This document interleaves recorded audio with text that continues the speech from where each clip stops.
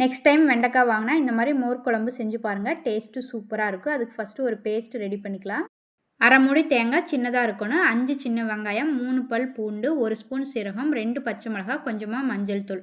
இது கூட 1 ஸ்பூன் துவரம்பருப்பு, 1 ஸ்பூன் அரிசி ஊற வச்சு சேர்த்திக்கலாம். இது ரெண்டும் சுடுதண்ணியில் ஊற வச்சுக்கோங்க ஒரு 1/4 மணி நேரம். நல்லா நைஸாக அரைச்சி எடுத்துக்கலாம். அதுக்கப்புறம் 1 கப் தயிர் இந்த மாதிரி அடித்து எடுத்துக்கலாம். கடாயில் கொஞ்சமாக எண்ணெய் ஊற்றிக்கலாம். எண்ணெய் காஞ்சதும் நம்ம கட் பண்ணி வச்சுருக்க வெண்டைக்காய் சேர்த்துக்கலாம். வெண்டைக்காய் கொஞ்சம் பெருசாக சேர்த்திட்டு நல்லா ஃப்ரை பண்ணி எடுத்துக்கலாம்.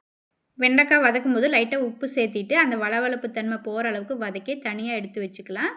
இப்போ கடாயில் மறுபடியும் கொஞ்சமாக எண்ணெய் ஊற்றிக்கலாம். எண்ணெய் காஞ்சது கடுகு, சீரகம், கொஞ்சமாக கருவேப்பிலை, காரத்துக்கு 2 காஞ்ச மிளகாய் சேர்த்திக்கலாம்.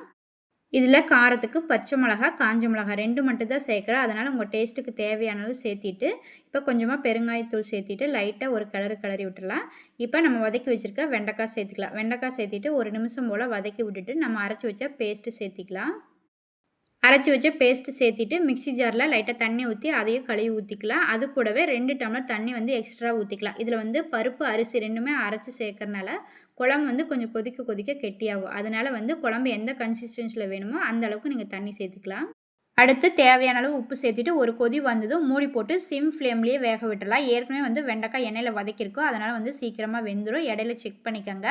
வெண்டைக்காய் நல்லா வெந்ததும் நம்ம அடித்து வச்சா தயிர் சேர்த்திக்கலாம். குழம்பு கெட்டியாக தான் இருக்கும். நம்ம அடித்து வச்ச தயிர் சேர்க்கும் போது கரெக்டாக வந்துடும். தயிர் சேர்த்துனதுக்கப்புறம் கொதிக்கவெல்லாம் விடக்கூடாது. தயிர் சேர்த்திட்டு லைட்டாக ஒரு கிளறிட்டு அடுப்பை ஆஃப் பண்ணிடணும். அவ்வளோதாங்க, ஒரு சூப்பரான டேஸ்டியான வெண்டைக்காய் மோர் குழம்பு ரெடி ஆயிடுச்சு. டேஸ்ட் வைஸ் சூப்பராக இருக்கும். ஈஸியாக குயிக்காக செஞ்சிடலாம். காலையில் லஞ்ச் பாக்ஸுக்கும் நம்ம கொடுத்து விட்றலாம். இந்த மாதிரி ஹெல்த்தியான ரெசிபி தெரிஞ்சுக்கணும்னா நம்ம சேனலை சப்ஸ்கிரைப் பண்ணி சப்போர்ட் பண்ணி ஷேர் பண்ணுங்கள். Thank you friends.